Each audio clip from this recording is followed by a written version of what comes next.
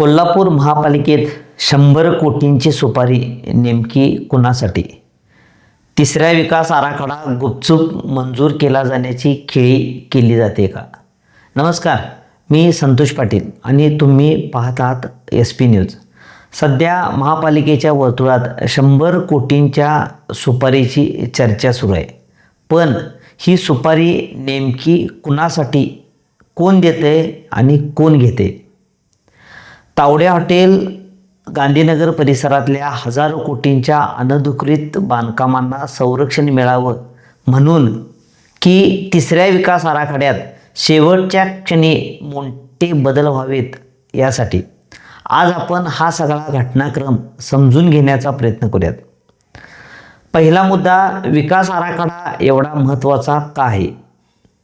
विकास आराखडा म्हणजे फक्त एक नकाशा नाही, तर कोणती जमीन निवासी राहणार, कोणती व्यावसायिक होणार, कोणती ग्रीन झोनमध्ये राहणार, कोणत्या जमिनीवर रस्ता जाणार, कोणत्या जमिनीचा रस्ता रद्द होणार, कोणतं आरक्षण राहणार, कोणतं उठणार, हे सगळं ह्या एका आराखड्यातून ठरतं.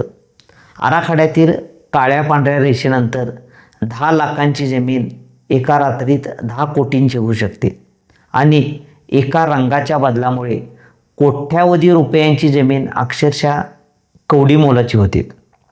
म्हणून विकास आराखडा म्हणजे फक्त नकाशा नाही, तर शहराचा पुढच्या 20 वर्षाचा भविष्यकाळ आणि हजारो कोटींचा आर्थिक खेळ आहे. 19 ऑगस्ट नंतर काय होणार? महापालिकेच्या सभागृहाला विकास आराखड्याबाबत बदल करण्याचा अधिकार फक्त 19 ऑगस्टपर्यंतच आहे. त्यानंतर हा अधिकार महापालिकेचा संपुष्टात येईल. महापालिकेच्या सर्वसाधारण सभेत विरोधी पक्षनेते राजेश लाटकर यांनी याच मुद्द्यावर प्रश्न उपस्थित केला. त्यांनी विचारलं, आराखडा सभागृहापुढे येणार आहे की नाही? आणि यानंतर महापालिकेच्या आराखड्या 19 ऑगस्टपर्यंतच महापालिकेला अधिकार असल्याचे स्पष्ट झाले. आराखड्याबाबत विशेष सभा घेण्याचंही ठरलं. तिसरा मुद्दा, गुपचूप प्लॅन होता का? समजा हा मुद्दाच राजेश लाटकर यांनी मांडला नसता तर कदाचित चर्चेसाठी विकास आराखडा सभागृहापुढे आलाच नसता. मुदत संपली असती आणि त्यानंतर शासन स्तरावर आवश्यक ते बदल करण्याची शक्यता निर्माण झाली असती. चौथा मुद्दा, याच्याशी गांधीनगरचा संबंध काय? तावडे हॉटेल ते गांधीनगर परिसरात एकूण 158 एकर जागा, ज्यावर 204 अनधिकृत बांधकाम झाल्याचे न्यायालयाच्या निदर्शनास आणून देण्यात आले होते. हजारो कोटी रुपयांची किमतीची ही मालमत्ता. या प्रकरणात महापालिकेने अनेक वर्षे न्यायालयीन लढा दिला. सर्वोच्च न्यायालयाने ही जागा महापालिकेचीच असल्याचा नुकताच निकालही दिला. अनधिकृत असले म्हणून काय झाले? ती आपलीच माणसं आहेत. दंडात्मक कारवाई करून महापालिकेने ही बांधकामे अधिकृत करावीत असा आता सूर आवळला जातोय. यातून संशय निर्माण होतोय.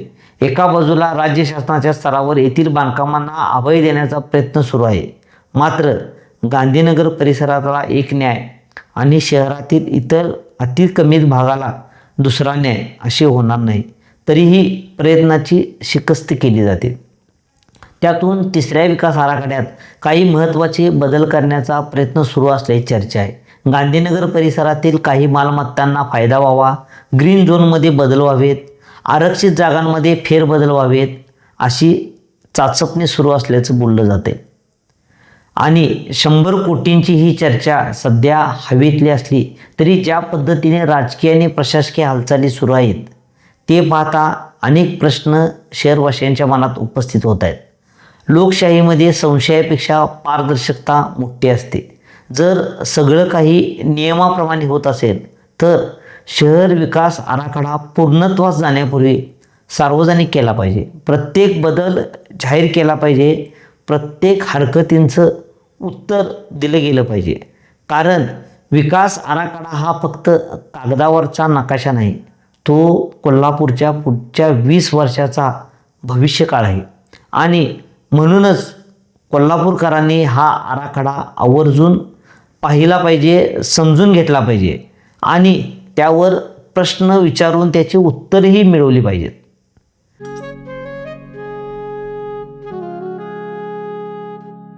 बाबा, आज येताना बासुंदी घेऊन या ना. अगं, कालच आपण आईचा वाढदिवस होता म्हणून आणली होती ना. ऐकलं, गोकुळची बासुंदी पुन्हा खावीशी वाटतेय. खरं सांगू, मलाही खावीशी वाटतेय.